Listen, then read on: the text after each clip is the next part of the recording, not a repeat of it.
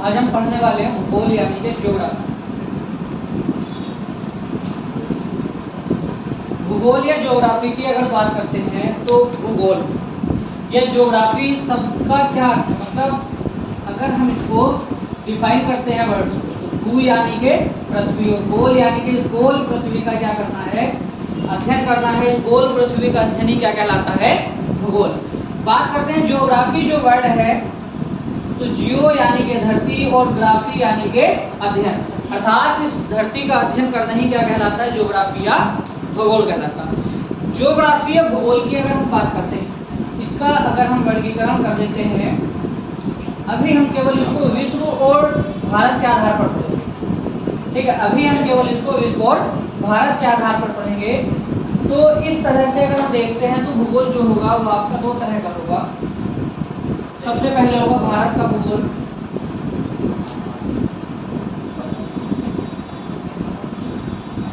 और दूसरा विश्व का भूगोल। अभी भूगोल का वर्गीकरण हम नहीं कर रहे हैं, अभी केवल हम ये देख रहे हैं कि विश्व का भूगोल और भारत के भूगोल के आधार पर हम इसको दो तरह से बांट रहे हैं।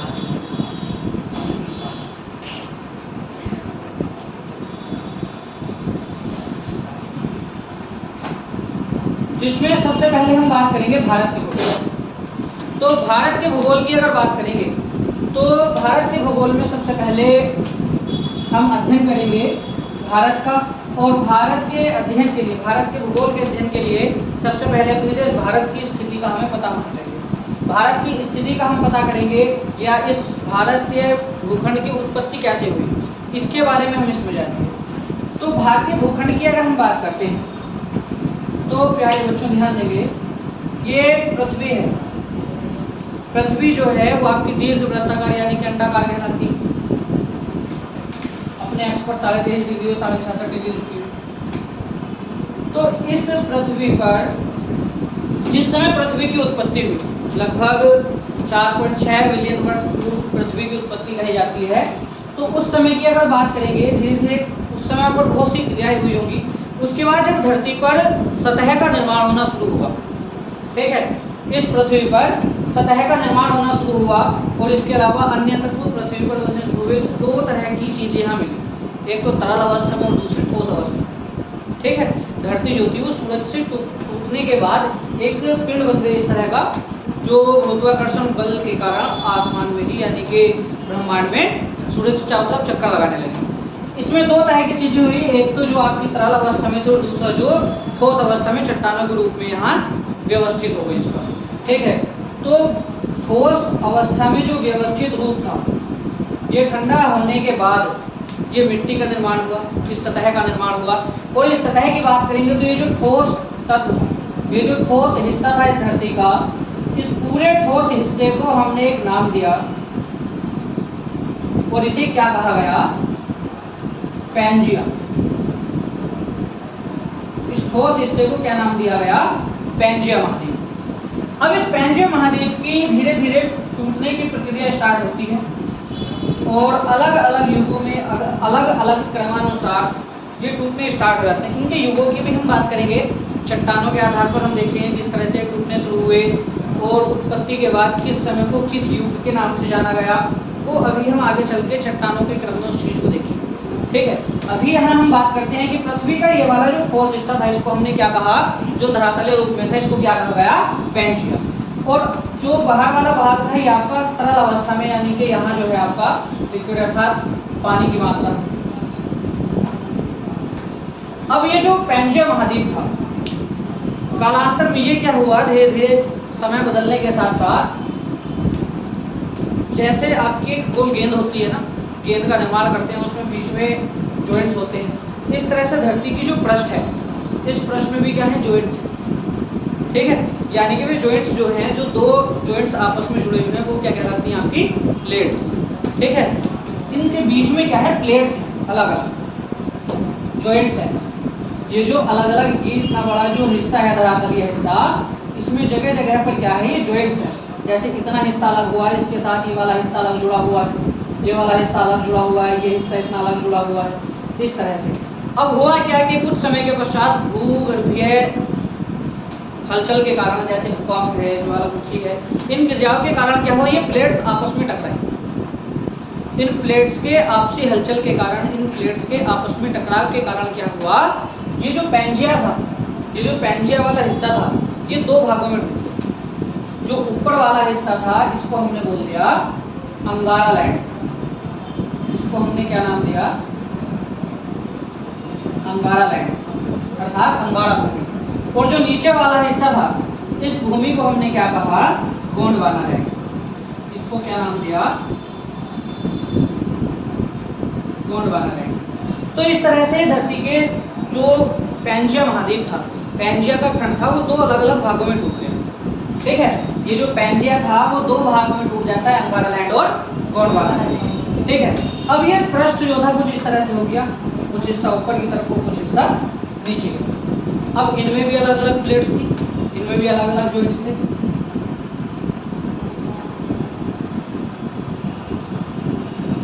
अब जिस तरह से यहाँ इनके बीच विखंडन हुआ था, उसी तरह से बाद में क्या हुआ, ये जो अलग अलग हिस्से हो गए थे, अंगारा लैंड और गोंडवाना लैंड, इनके बीच में भी जॉइंट्स और इनके बीच में प्लेट्स थी। और ऐसे ही धरातलीय हलचल के कारण क्या होता है कि ये प्लेट्स भी आपस में टकराती रहती है, इनमें टकराव की स्थिति उत्पन्न होती है। और उस टकराव की स्थिति से क्या होता है, आज के जो हम देखते हैं महाद्वीप, आज जो हमारे कितने महाद्वीप हैं, 7, ये 7 महाद्वीप जो हैं इसी भूखंड क्रिया के कारण इन दोनों क्षेत्रों से टूट टूट कर अलग होते बने। पहले ये पूरे का पूरा हिस्सा गया था, एक जगह जॉइंट था। उसके बाद क्या होता है, जिसे हम पैंजिया कहते थे, वो टूटने के बाद अंगारा लैंड और गोंडवाना लैंड बनता है। ये अंगारा लैंड और गोंडवाना लैंड टूटने के बाद क्या होते हैं, अलग अलग 7 महाद्वीपों में विखंडित हो जाते हैं। ये ऊपर वाला जो हिस्सा था, यहाँ से टूटकर ये क्या बन जाता है आपका, यहाँ बीच में अलग हो जाता है और ये बनता है आपका ग्रीनलैंड। ये महाद्वीप में नहीं आता है। इसके अलावा अब ये जो हिस्सा टूटता है तो इधर वाला जो हिस्सा और ये वाला, ये जो आपका गोंडवाना लैंड था, ये गोंडवाना लैंड का हिस्सा जो है टूटता है और इधर की तरफ आपका अफ्रीका का निर्माण होता है। यहाँ आपका अंटार्कटिका का निर्माण होता है। इसके अलावा आपके पूरब दिशा की तरफ बात करेंगे तो पृथ्वी के पूरब में इधर आपका यूरोप,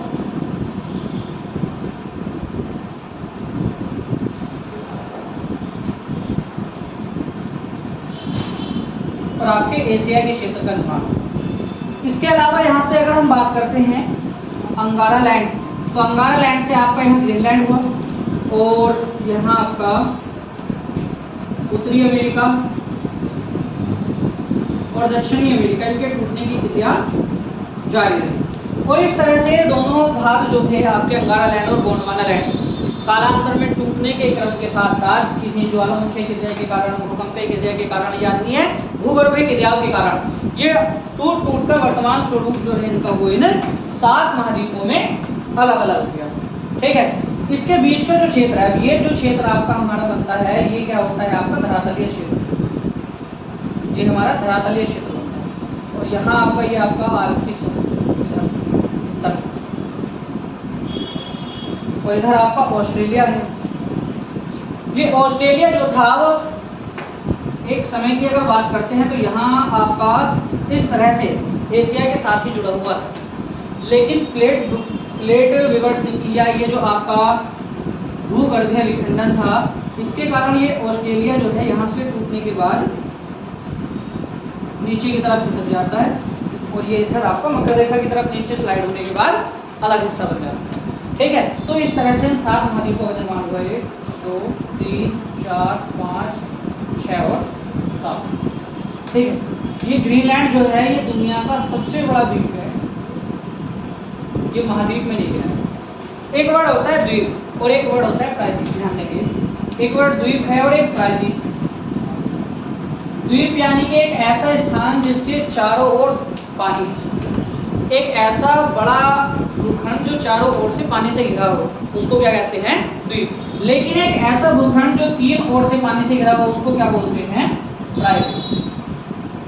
उसको क्या बोलते हैं हम, प्रायद्वीप। तो अगर हम संपूर्ण भारत की बात करते हैं तो संपूर्ण भारत में ये जो हमारा दक्षिण भारत वाला हिस्सा है, ये दक्षिण भारत का हिस्सा सबसे प्राचीन है। संपूर्ण भारत की बात करेंगे तो दक्षिण भारत का हिस्सा जो है वो सबसे प्राचीन है, जो कि गोंडवाना लैंड का एक हिस्सा था। लेकिन उत्तर भारत की अगर हम बात करेंगे तो उत्तर भारत का जो निर्माण हुआ वो गोंडवाना लैंड के बाद में। और आज भी अगर हम बात करते हैं दक्षिण भारत की, तो दक्षिण भारत में उत्तर भारत की अपेक्षा सबसे प्राचीन चट्टानें पाई जाती हैं। और सबसे प्राचीन जो यहाँ मतलब अगर हम तुलना करते हैं उत्तर भारत और दक्षिण भारत की, तो जो दक्षिण भारत है उसमें उत्तर भारत की अपेक्षा जो भूगर्भीय संरचना है उसमें भी अंतर पाया जाता है। इसी कारण ठीक है, यहाँ जो है धरती की सबसे प्राचीन प्लेट्स तक पाई जाती है। यानी कि ऐसा अनुमान है कि पैंजिया महाद्वीप जिस समय दो अलग अलग भागों में टूट रहा था, उसके बाद इसके टूटने के बाद जो गोंडवाना लैंड का हिस्सा बना था, उसी समय पर किसका निर्माण हुआ था? प्रायद्वीपीय भारत। ठीक है, क्या है प्रायद्वीपीय भारत, अभी उसकी भी हम बात करेंगे। इसके बाद यदि हम बात करते हैं आगे भारत की ओर चलते हैं, ये सारे का सारा जो क्रम है वो हम आपका विश्व के भूगोल में पढ़ेंगे। ठीक है, अभी तो ये केवल इसका एक छोटा सा मार्गदर्शन था। तो भारत के भूगोल की हम शुरुआत करेंगे। इस तरह से धरती का टुकड़ा टूटने के बाद पैंजिया, अंगारा और गोंडवाना लैंड बनता है। और गोंडवाना लैंड टूटने के बाद जो है वो आपका महाद्वीप में परिवर्तित हो जाता है। इसके बाद अगर हम बात करेंगे भारत की, तो सबसे पहले हम बात करते हैं भारतीय संरचना की।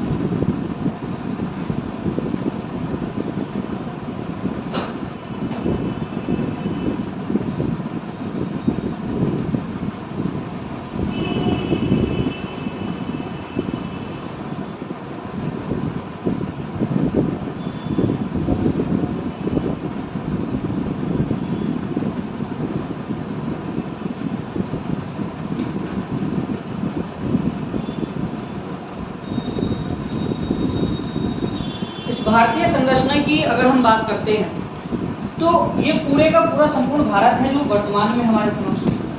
लेकिन अगर हम बात करते हैं आज़ादी से पहले की, उस समय भारत की संरचना कुछ और थी। हम यहाँ केवल अभी हम चर्चा कर रहे हैं केवल इस भारत की भूगोलीय संरचना की, तो इसके बारे में हम देखते हैं आगे।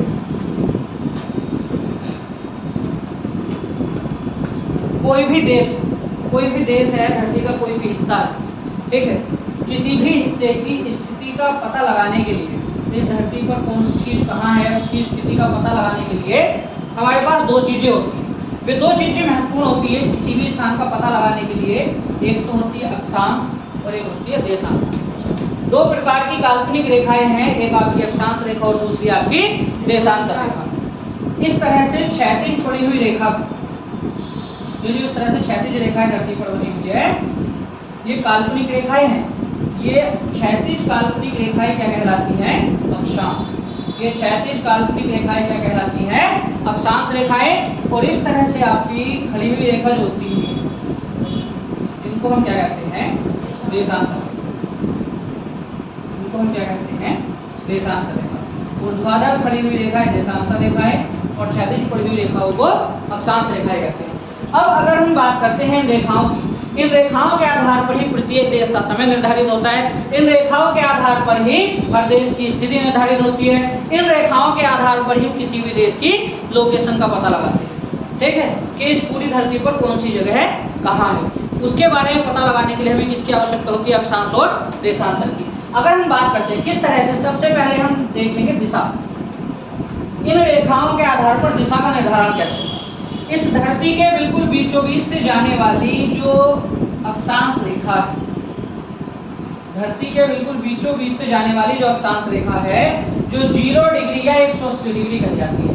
इस 0 डिग्री या 180 डिग्री की अगर बात करेंगे तो ये 0 डिग्री या 180 डिग्री किस नाम से जानी जाती है? भूमध्य रेखा या विषुवत रेखा। इसको क्या कहते हैं? भूमध्य रेखा या विषुवत रेखा।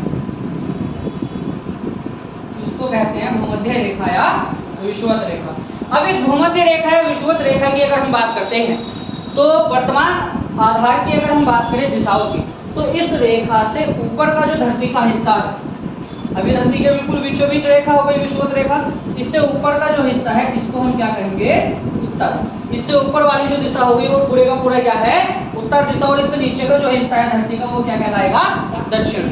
अब धरती क्या है? गोला है, ठीक है, दीर्घ वृत्ताकार है, यानी कि लगभग गोलाकार है, ठीक है। तो अब जब इस गोले के टुकड़े करेंगे तो गोले का टुकड़ा करने के बाद क्या बनता है, गोलार्ध। हमने इस गोले के आधे आधे टुकड़े कर दिए तो वो क्या बन गए, गोलार्ध बन गए।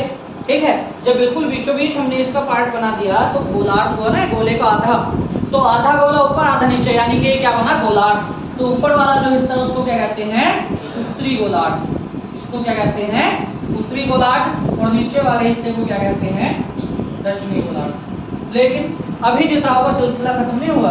अभी धरती के बिल्कुल बीचों बीच से खड़ी हुई एक और 0 डिग्री यहाँ इस तरह से धरती के बीचों बीच से जाने वाली एक और रेखा होगी यहाँ,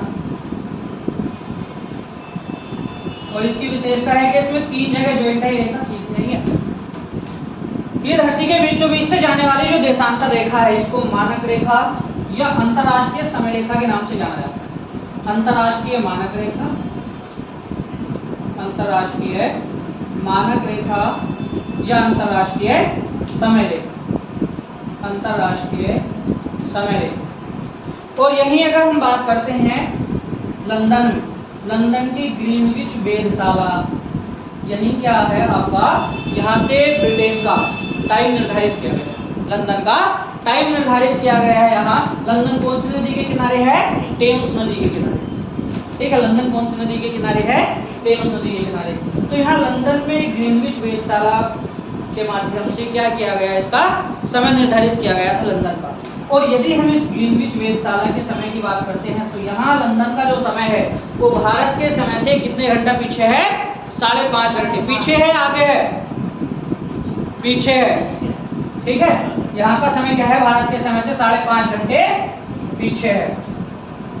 ठीक है, कभी भी जब अंतरराष्ट्रीय मैच होते हैं और वो आपका अंतरराष्ट्रीय रेखा के शोर यहाँ ग्रीनविच के आसपास वाले क्षेत्र में, इंग्लैंड या जो आपके इधर अंतरराष्ट्रीय मानक रेखा के पश्चिम वाले क्षेत्र होते हैं उनमें, तो हमेशा आपने देखा होगा एक टाइम लिखा होता है, जो टाइम जोन होता है ना, जब उसमें हम देखते हैं गूगल वगैरह पे या टीवी पे वो दिखाते हैं, तो उसमें टाइमिंग के साथ आके लिखा होता है +5.5। यानी कि अगर हम तो अपने यहाँ भारत के हिसाब से देखेंगे तो उसमें क्या लिखा होता है, इस तरह से टाइमिंग लिखी होगी कुछ +5.5 और आगे लिख दिया होगा इस तरह से 7:30,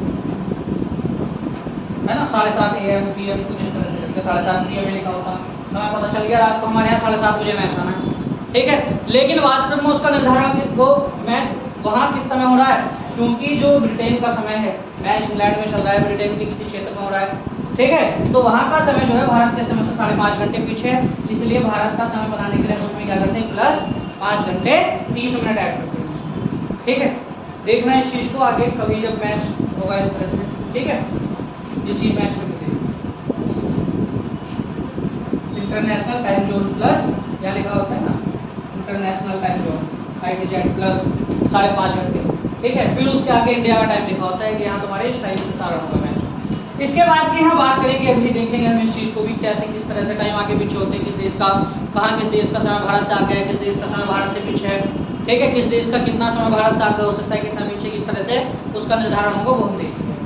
अब अगर यहाँ हम बात करते हैं, ध्यान देंगे, अब ये धरती के बीच से रेखा खींच दी गई है, और मतलब ये रेखा खींची हुई नहीं है, काल्पनिक रेखा है। ठीक है, इनकी जरूरत पड़ी थी विभिन्न देशों का पता लगाने के लिए, कौन सा देश कहाँ है, किसकी स्थिति क्या है। ठीक है, इतनी बड़ी धरती है, किसी देश की लोकेशन देखनी तो कैसे देखेंगे। ठीक है, इसलिए इनके निर्धारण करने की आवश्यकता हुई। अब अगर हम बात करते हैं सबसे पहले भारत, सॉरी 1 मिनट, अभी हाँ इस रेखा की हम बात कर रहे थे, तो अंतरराष्ट्रीय समय रेखा जो है वो कितनी जगह से बैंड है, ये क्वेश्चन आपका ध्यान रखना है बस। ठीक है, तो इसमें 3 जगह बैंड है, ये रेखा जो है सीधी नहीं है बाकी सभी रेखाओं की तरह, इसमें 3 जगह पर इस तरह से शेप बनी हुई है अलग अलग। ठीक है, वो क्यों बनाई गई थी, क्योंकि जो देश, जिन देशों का समय यहाँ से लिया गया है, अगर ये रेखा सीधी खींच देते, ठीक है, तो उस देश के अंदर 2 अलग अलग टाइम जोन मिल जाते। तो जैसे यहाँ सपोज कीजिए इस जगह कोई देश था, अगर इसको सीधा खींच देते और देश था यहाँ इस जगह, ठीक है, यहाँ तीनों जगह ऐसे ही हुआ, यहाँ एक देश था, यहाँ एक देश है, नीचे जो आपका जहाँ टाइम जोन अंदर की तरफ घुमा दिया गया। तो क्यों घुमाया गया है, अगर इसको सीधा खींच देते इस तरह से तो इनके बीच से होकर जाता, यानी कि देश के अंदर अलग अलग टाइम जोन निर्धारित हो जाता। ठीक है, तो ताकि देश जो देश यहाँ आ रहे हैं, जिन देशों में ये टाइम की समस्या हो जाती है इसको सीधा बनाने पर, ठीक है, उन देशों से हमने क्या कर दिया, इस रेखा को बेंड कर दिया थोड़ा बाहर की तरफ या अंदर की तरफ, ठीक है। क्यों कर दिया था, ताकि इन देशों का टाइम जोन ज्यादा से ज्यादा ना हो। कुछ देशों में टाइम जोन है, रूस की हम बात करेंगे, ब्रिटेन की बात करेंगे, ठीक है, यूएसए की बात करेंगे, इनकी बात करेंगे तो एक से ज्यादा टाइम जोन है, लेकिन फिर भी कोशिश अधिकांश यही की गई उस समय के जो देश यहाँ इस लाइन पर पड़ते थे उनमें टाइम जोन की संख्या मिनिमम रहे, ज़्यादा से ज़्यादा बढ़े ना, ठीक है, इसलिए इसको बैन किया गया था, मोड़ दिया गया था 3 जगह। अब अगर हम बात करेंगे इस रेखा के जो दाएं साइड वाली डायरेक्शन हो गई उसको हमने किस नाम से जाना, पूरब, और इसके बाएं साइड वाला जो हिस्सा हुआ इसको हमने किस नाम से जाना, पश्चिम। अब ये भी क्या है, अगर हम ऊर्ध्वाधर आधार पर देखते हैं तो ये धरती गोला थी, ऊर्ध्वाधर आधार पर हमने क्या कर दिया, इसको बीच से काट दिया, आधा भाग इधर और आधा भाग इधर, तो ये क्या हो गया, गोले का अर्धभाग हो गया। यानी कि अगर हम ऊर्ध्वाधर आधार पर देखते हैं तो जो उधर वाला हिस्सा है वो भी गोले का आधा हुआ, जो इधर वाला हिस्सा है वो भी गोले का आधा हुआ, तो ये क्या बना, पूर्वी गोलार्ध। तो इसको क्या कहेंगे, पूर्वी गोलार्ध। ये क्या होगा, पूर्वी गोलार्ध, और इधर क्या बनेगा, पश्चिमी गोलार्ध। अब हमारे पास कितने गोलार्ध हो गए, ऊर्ध्वाधर आधार पर देखते हैं तो पूर्वी और पश्चिमी, क्षैतिज आधार पर देखते हैं तो उत्तरी और दक्षिणी। तो इस तरह से धरती को 4 अलग अलग भागों में बांट देगा, उत्तरी गोलार्ध, पूर्वी गोलार्ध, पश्चिमी गोलार्ध और दक्षिणी गोलार्ध। अब इस आधार पर हम किसी भी देश की स्थिति का पता लगा सकते हैं। बात करेंगे भारत की स्थिति, ठीक है। यहाँ अगर हम भारत की स्थिति की बात करते हैं तो सबसे पहले हम देखेंगे कि भारत है, यह आपकी भूमध्य रेखा है, विषुवत रेखा, यहाँ से 876 किलोमीटर ऊपर की ओर, 876 किलोमीटर उत्तरी गोलार्ध में ऊपर चलेंगे तो इस जगह पर आपका देश पड़ेगा भारत। यहाँ आपका कौन सा देश पड़ेगा, 876 किलोमीटर ऊपर की तरफ भारत। इसके बिल्कुल बीचों बीच से होकर एक रेखा जाती है 23.5 डिग्री, अभी उसकी बात करेंगे भारत के अंदर जब एंट्री करेंगे तो ये वाला जो स्थान है ये हमारा भारत है, ये भूमध्य रेखा से 876 किलोमीटर उत्तर की तरफ पड़ता है।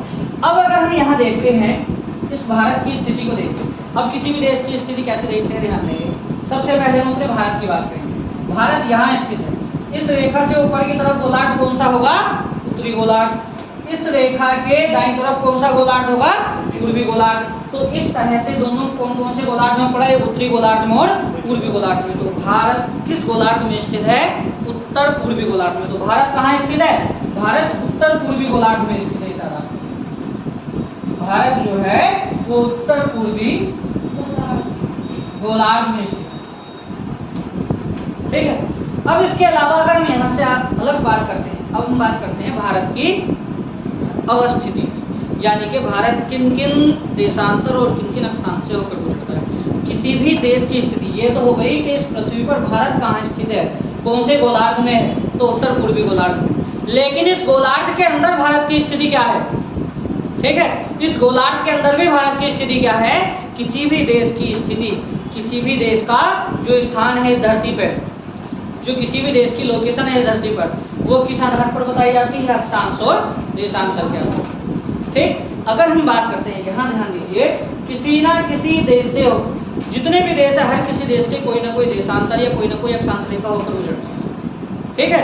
और वही क्या करती है, उसके अक्षांश और देशांतर, मतलब जो इन अक्षांश और देशांतर के आधार पर हम क्या करते हैं, उसकी लोकेशन निर्धारित करते हैं। तो भारत की लोकेशन यानी कि भारत की स्थिति अगर हम निर्धारित करते हैं इस आधार पर, तो ध्यान देंगे, देखो जैसे यहाँ आपका भारत है, यहाँ ऊपर से कोई अक्षांश रेखा जा रही होगी, नीचे से कोई अक्षांश रेखा जा रही होगी, ठीक है। हर देश के नीचे से कोई जरूरत नहीं कि वो पूरी 5 डिग्री 6 डिग्री 7 डिग्री 8 डिग्री हो।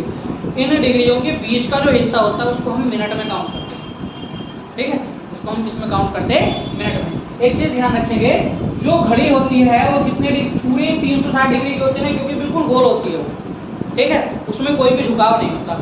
इसलिए अब यहाँ जो धरती है ये पूरी 60 मिनट का एक चक्कर पूरा करती है, तब 360 डिग्री बनता है, ठीक है, क्योंकि घड़ी गोल है इसलिए 360 डिग्री की है पूरी।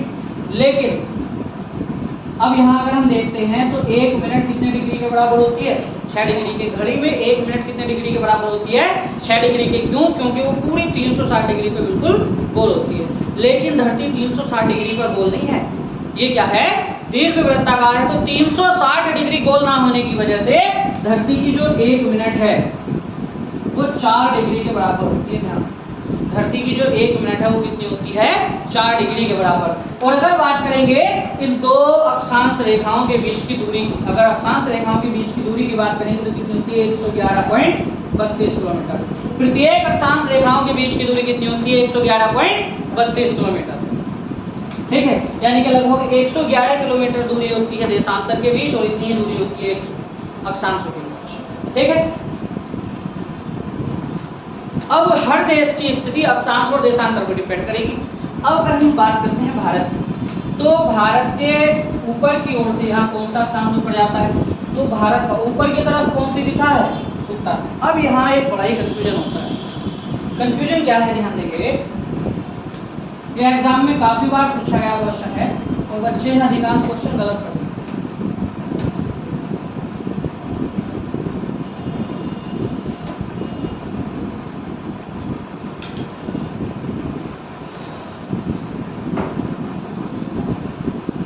तो अगर हम बात करेंगे अक्षांश की, तो भारत के ऊपर की तरफ अक्षांश है, नीचे भारत का अक्षांश है।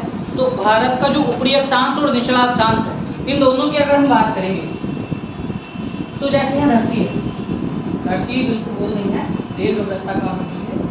इसके बीचों बीच जो है आपकी विषुवत रेखा है, भूमध्य रेखा। इससे ऊपर की तरफ जो है इधर आपका भारत है 876 किलोमीटर ऊपर की ओर।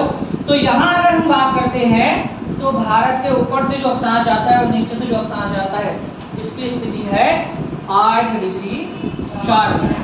भारत का जो दक्षिणी हिस्सा है वो क्या है, 8 डिग्री 4 मिनट। अब ये उत्तर होगा या दक्षिण होगा, ये चूंकि भारत का तो दक्षिणी हिस्सा है तो ये उत्तर होना चाहिए या दक्षिण होना चाहिए, ये उत्तर ही होगा, ये दक्षिण नहीं होगा। चूंकि ये भारत के हिसाब से तो 8 डिग्री 4 मिनट दक्षिण में बैठता है, लेकिन जो अक्षांश और देशांतर है वो इन दोनों रेखाओं की, ये अंतरराष्ट्रीय समय रेखा और ये आपकी विषुवत रेखा, इनके आधार पर निर्धारित किए जाते हैं। और इस रेखा के आधार पर सारे अक्षांश गिने जाते हैं। जो आपकी 0 डिग्री थी विषुवत रेखा है, भूमध्य रेखा, इसके आधार पर अगर हम देखते हैं तो ऊपर का जो हिस्सा है, जो ऊपर वाला भारत है, सॉरी जो ऊपर वाला गोलार्ध है, ठीक है, ये पूरे का पूरा कौन से डायरेक्शन में पहुंच गया, उत्तर में। तो इसकी जितनी भी अक्षांश होगी वे सब किसमें गिनी जाएंगी, उत्तरी गोलार्ध में। और अगर नीचे की बात करेंगे तो सारे के सारे क्या होंगे, दक्षिणी गोलार्ध में। तो अगर हम चाहे तो भारत के नीचे वाले अक्षांश की बात कर ले, चाहे भारत के ऊपरी अक्षांश की बात कर ले, ये दोनों के दोनों जो अक्षांश हैं इस रेखा के कौन सी डायरेक्शन में हुए, उत्तर में, अर्थात कौन से गोलार्ध में हुए, उत्तरी गोलार्ध में। इसलिए 8 डिग्री 4 मिनट भी क्या होगा, उत्तर होगा। और अगर बात करेंगे इसके उत्तरी हिस्से की तो उत्तर है ही, लेकिन इसलिए उत्तर नहीं कहेंगे इसे क्योंकि ये भारत के उत्तर में, बल्कि इसलिए उत्तर कहेंगे क्योंकि ये अक्षांश जो है वो विषुवत रेखा के उत्तर में है। और विषुवत रेखा से ऊपर के जितने भी अक्षांश होंगे वो सारे के सारे उत्तरी गोलार्ध में होंगे। ठीक है, इसलिए इन सभी को क्या कहेंगे, उत्तर। तो भारत का अक्षांश विस्तार क्या होगा, 8 डिग्री 4 मिनट उत्तर से 37 डिग्री 6 मिनट उत्तर।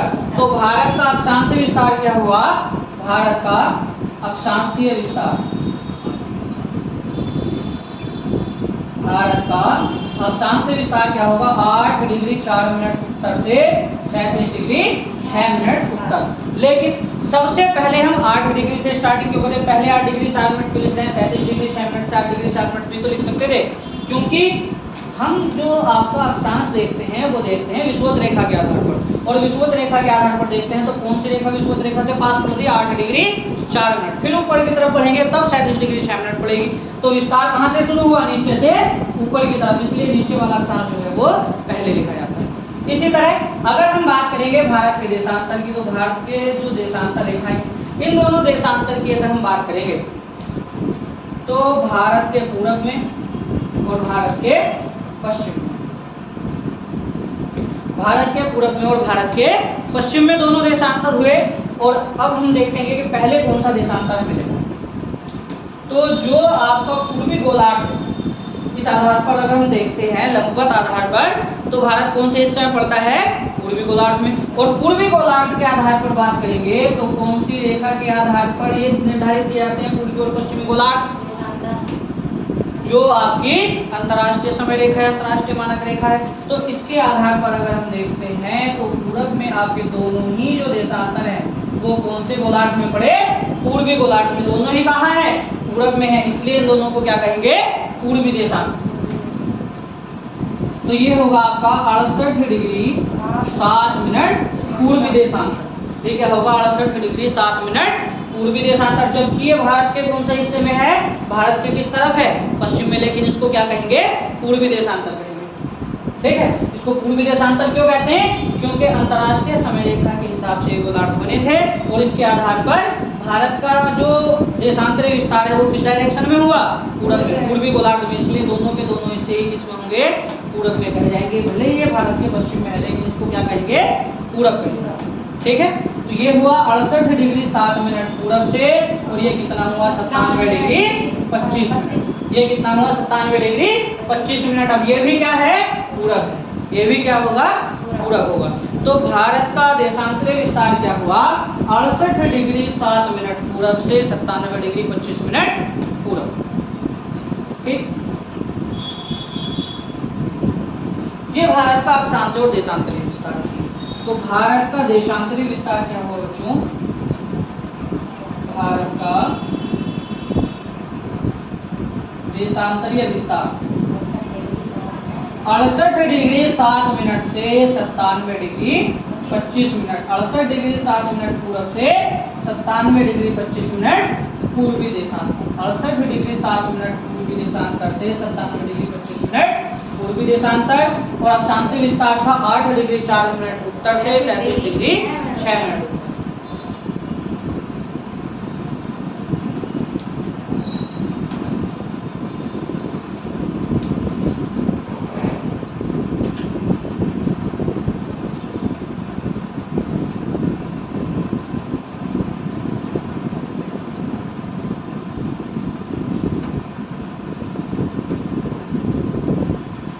अब इस विस्तार के क्रम में अगर और बात करते हैं और चर्चा करते हैं आगे, तो किसी भी देश के बिल्कुल बीचों बीच से जाने वाली दो रेखाएं होंगी। एक तो होगी जो बिल्कुल बीचों बीच से जाने वाली अक्षांश रेखा है, और एक होगी जो बिल्कुल बीचों बीच से जाने वाली देशांतर रेखा है। किसी भी देश के बिल्कुल बीचों बीच से जाने वाली जो देशांतर रेखा है वो क्या काम करती है, अगर हम उसके आधार पर उस देश का टाइम जोन लेते हैं, क्योंकि वो उस देश के बिल्कुल बीचों बीच है, तो अगर टाइम जोन उस रेखा के आधार पर लेते हैं तो पूरे देश में दोनों साइड ही टाइम क्या होगा, बराबर होगा। ठीक है, लेकिन कुछ देशों का क्षेत्रफल इतना बड़ा होता है कि अगर हम उसको बिल्कुल बीचों बीच में ले लें तो सूरज निकलने और सूरज डूबने की स्थिति के आधार पर उनके बीच में बहुत सारा अंतर हो जाता है। जैसे अगर खुद भारत की बात करें तो भारत में आपका यहाँ पूरब से सूरज जो निकलेगा वो पूरब से निकलता है। अब यहाँ भारत का जो पूर्वी राज्य है यहाँ सूरज जो है वो जल्दी निकलेगा। ठीक है, तो भारत का जो पूर्वी हिस्सा है अरुणाचल प्रदेश, और यहाँ है आपका गुजरात पश्चिमी हिस्से में, तो गुजरात का जो समय है सूरज निकलने के आधार पर बात कर रहे हैं, सूरज निकलने के आधार पर गुजरात का जो हिस्सा है वो 2 घंटे लेट है अरुणाचल प्रदेश। यानी कि यहाँ सूरज अगर 3 बजे निकला तो यहाँ किस टाइम निकलेगा, 5 बजे, और जब छिपेगा 2 घंटे का अंतर होगा। यहाँ सूरज 7 बजे छिपेगा और यहाँ किस टाइम छिप जाएगा, 5 बजे, इस तरह से। ठीक है, यानी कि इतनी डिफरेंशियलिटी इस भारत के अंदर है। तो ये देखिए भारत क्षेत्रफल की दृष्टि से 7वें नंबर का सबसे बड़ा देश है, जबकि इससे पहले जो 6 सबसे बड़े देश, सबसे पहले अगर हम बात करते हैं रूस की, तो कितना बड़ा एरिया उसका है, कितना बड़ा क्षेत्र उसका है, कितने टाइम जोन उसके अंदर है। ठीक है, तो मैप के आधार पर हम देखेंगे कि उसको कितने अलग अलग टाइम जोन में हमने उसको बांटा हुआ है अभी आगे चल। ठीक है, अभी हम केवल यहाँ भारत की बात करते हैं। तो भारत का जो लंबवत विस्तार है, ठीक है, वो इतना अधिक नहीं है कि हमें एक से ज़्यादा टाइम जोन की आवश्यकता है। हमने क्या किया, भारत के बिल्कुल बीचों बीच से जाने वाला एक देशांतरीय रेखा, भारत के बिल्कुल बीचों बीच से जाने वाली है देशांतर रेखा। ये अक्षांश और देशांतर रेखा जो है वो थोड़ी गोलाकार होती है, क्योंकि धरती के पृष्ठ पर बनी है, धरती जो गोल है तो ये इस तरह से गोल बनती है, जो सीधी बनी हुई है सीधी नहीं होगी बल्कि गोलाकार होगी, जैसे ये वाली है इस तरह से। ठीक है, यहाँ मैप पे बताने के लिए बस ये थोड़ी सीधी हो जाती है, इस तरह से गोल होती है इस तरह से। ठीक है, तो अगर हम बात करते हैं भारत के बिल्कुल बीचों बीच से जाने वाली जो आपकी देशांतर रेखा है, भारत के बीचों बीच से जाने वाली जो देशांतर रेखा है ये कितने डिग्री है, 82.5 डिग्री पूर्वी देशांतर, 82 डिग्री 30 मिनट इसको बोल दिया जाता है, या 82.5 डिग्री पूर्वी देशांतर, 82.5 डिग्री पूर्वी देशांतर इसको करना। ठीक है, क्योंकि ये तो भारत के बिल्कुल बीचों बीच में है, तो ना तो ये पूर्व में हुई ना पश्चिम में, लेकिन हम जो अक्षांश और देशांतर देखते हैं वो भारत के अकॉर्डिंग नहीं बल्कि विषुवत रेखा या अंतर्राष्ट्रीय समय रेखा के आधार पर देखते हैं। अंतर्राष्ट्रीय समय रेखा के आधार पर बात करेंगे तो ये क्या होगा, पूर्व डायरेक्शन होगी, पूर्वी गोलार्ध में, इसलिए इसको क्या कहा जाता है, पूर्वी देशांतर। कितने डिग्री पर है, 82.5 डिग्री। तो भारत का समय कहां से लिया गया, इसी रेखा से लिया गया जो भारत के बिल्कुल बीचों बीच से होकर जाती है। कौन सी है, 82.5 डिग्री पूर्वी देशांतर या भारतीय समय रेखा या भारतीय मानक रेखा, भारतीय मानक रेखा या समय रेखा, भारतीय मानक रेखा या भारतीय समय रेखा। कितने राज्यों से होकर गुजरती है भारत के, 5। उत्तर प्रदेश,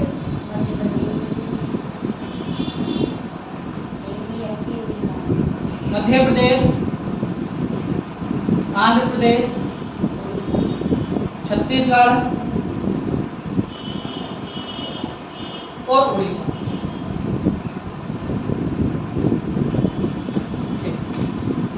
इससे पहले अगर हम बात करते हैं, अभी हम भारतीय संरचना की बात कर रहे थे, ठीक है, तो इससे पहले अगर हम बात करते हैं भारत के अंदर एंट्री करने से पहले अभी भारत का बाह्य क्षेत्र बहुत सारा बचा हुआ, ठीक है, उसके बारे में अगर हम बात करते हैं तो एक बार ध्यान देंगे, जैसे भारत के बिल्कुल बीचों बीच से जाने वाली आपकी देशांतर रेखा है, ऐसे ही भारत के बिल्कुल बीचों बीच से जाने वाली एक अक्षांश रेखा, भारत के बिल्कुल बीचों बीच से जाने वाली एक अक्षांश रेखा जो कितने डिग्री पर है, 23.5 डिग्री। 23.5 डिग्री रेखा को क्या कहा जाता है, कर्क रेखा। भारत के बीचों बीच से जाने वाली ये अक्षांश रेखा क्या कहलाती है, कर्क रेखा। और कितने डिग्री पर, 23.5 डिग्री। 23.5 डिग्री उत्तरी जो रेखा है वो क्या कहलाती है, आपकी कर्क रेखा। ये भारत के बिल्कुल बीचों बीच होकर आती है। अभी हम बात कर रहे थे गोंडवाना लैंड की कुछ समय पहले, तो इस 23.5 डिग्री से नीचे का जो हिस्सा है वो गोंडवाना लैंड का प्राचीनतम हिस्सा कहा जाता है। यानी कि इस 23.5 डिग्री से नीचे वाला जो हिस्सा है इसको हम क्या कहते हैं, ध्यान देंगे। अभी आपको बताया गया था कि वो स्थान जो 3 ओर से जल से घिरा होता है उसको क्या कहा जाता है, प्रायद्वीप, ठीक है, उसको हम क्या कहते हैं, प्रायद्वीप। अब यहाँ 23.5 डिग्री से नीचे के विस्तार की अगर हम बात करते हैं तो यहाँ आपका दक्षिण पश्चिम में है आपका अरब सागर, दक्षिण पश्चिम में है आपका अरब सागर, दक्षिण में आपका हिंद महासागर और दक्षिण पूर्व में है आपका बंगाल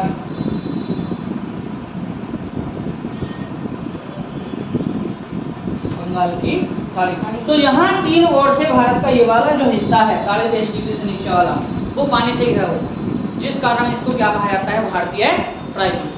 तो इस हिस्से को हम क्या कहते हैं, भारतीय प्रायद्वीप। और भारत का सबसे प्राचीन हिस्सा जो है वो भारतीय प्रायद्वीप कहा जाता है, जो कि आपका गोंडवाना लैंड के निर्माण के समय उत्पन्न हुआ, ठीक है। इसी कारण यहाँ जो है चट्टानों का जो क्रम है वो बहुत ही पुरानी चट्टानों के क्रम का, यानी कि बहुत ही कठोर है, ठीक है। जैसे आर्किन क्रम की चट्टान है, धारवाड़ चट्टाने हैं, गोंडवाना चट्टाने हैं, आग्नेय चट्टाने हैं, ठीक है। तो अभी हम इसके बाद चट्टानों का जिक्र करेंगे